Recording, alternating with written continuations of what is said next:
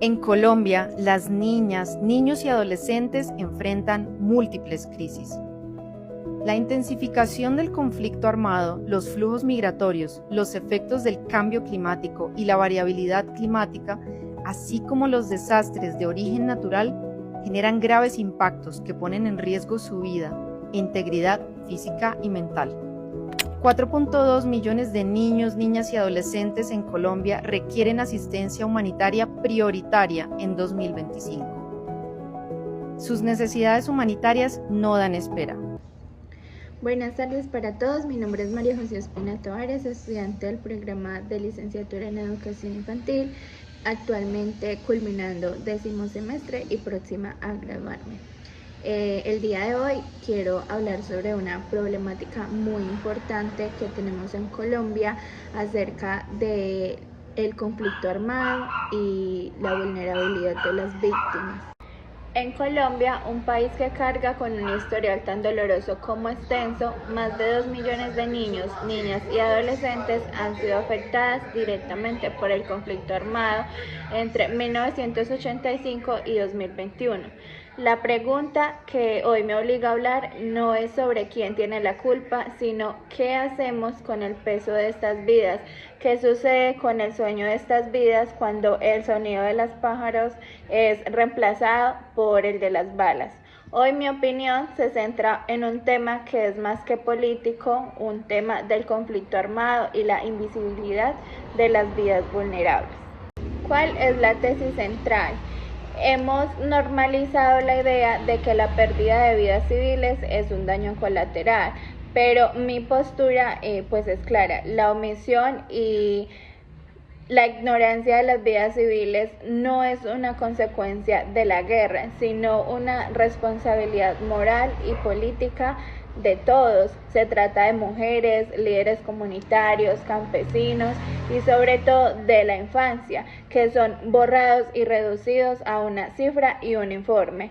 Este video entonces es un llamado a reconocer que la dignidad de estas personas es el verdadero indicador de si estamos o no avanzando hacia una paz y una cultura que sea justa.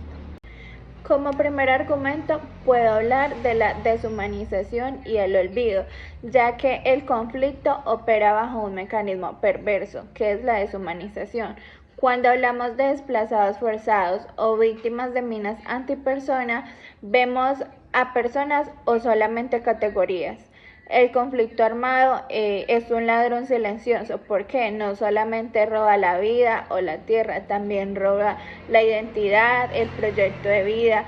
Por ejemplo, una madre o un campesino o un joven que planea estudiar en la universidad.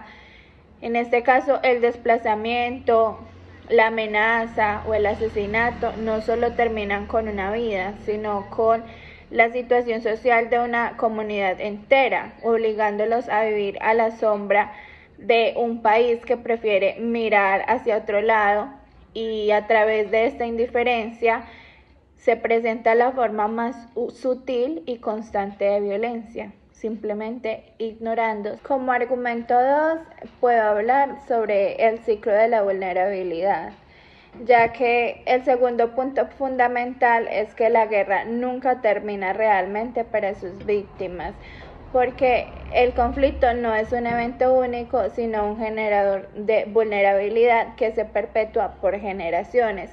¿Por qué? Cuando una familia desplazada pierde su capacidad económica o su acceso a derechos, ¿cómo se puede hablar de justicia cuando miles de niños no pueden acceder a justicia, al agua potable, a la educación de calidad, porque sus fines fueron llevados a cabos militares? Esto es una falta de oportunidad para las víctimas, convirtiéndose en el caldo de cultivo perfecto para que la violencia se siga reproduciendo. Es decir, que una paz sin justicia social es una paz incompleta. Creo que no solo es hablar de dinero, es devolver la dignidad y garantizar que las futuras personas o las futuras generaciones no hereden el mismo miedo a ser ignorados y rechazados y que no tengan el respeto por sus derechos fundamentales. Por último, como argumento 3, me gustaría hablar un poco de la responsabilidad de la sociedad y del Estado, porque ¿quién debe responder por esto? Siento que en primer lugar el Estado, porque tiene el deber constitucional de proteger a sus ciudadanos, especialmente a los más débiles, pero también siento que la sociedad no afectada, porque a menudo quienes vivimos lejos de los territorios de conflicto nos refugiamos en la comodidad de la distancia. Siento que el silencio estimula al verdugo y que necesitamos salir de la burbuja, siendo hora de entender que la paz legal, los acuerdos firmados en una mesa, simplemente son un marco. ¿Por qué? Porque la paz real se construye en el territorio, en la inversión, en la presencia estatal y sobre todo en la empatía de cada uno de los ciudadanos. Porque la paz no se valida cuando las armas se callan, sino cuando la vida de las víctimas más vulnerables vuelve a tener el mismo valor y las mismas oportunidades que la vida del ciudadano más privilegiado. Como conclusión y un aporte desde mi perspectiva docente, en resumen, puedo decir que el conflicto armado debe ser abordado como una crisis moral centrada en la deshumanización de los más vulnerables.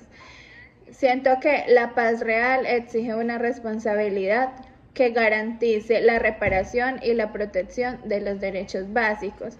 Por eso, mi invitación es a reflexionar que no somos observadores pasivos, también somos partes de esta historia y que nuestro silencio o nuestra acción define al futuro que estamos construyendo.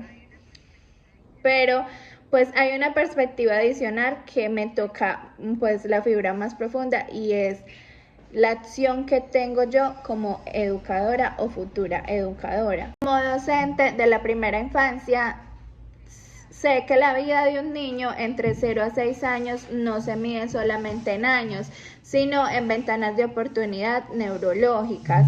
Es por eso que siento que el conflicto es un arma de destrucción masiva dirigida al futuro. ¿Por qué? Porque roba el potencial al dañar el desarrollo cerebral y el desarrollo emocional en sus etapas más críticas.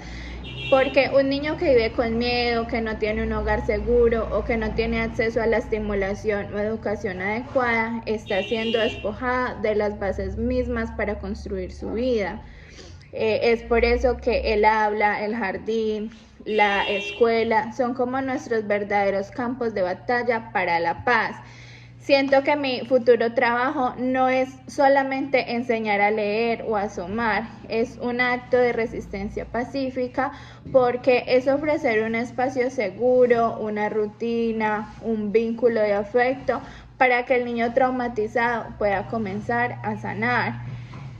Siento que la verdadera reconstrucción de un país no se da con acuerdos, sino con la inversión en la infancia, ya que asegurarle un futuro a estos niños es la única forma de romper las cadenas de la violencia heredada. Así que la paz será con los niños y niñas o simplemente no será. Muchísimas gracias por su atención.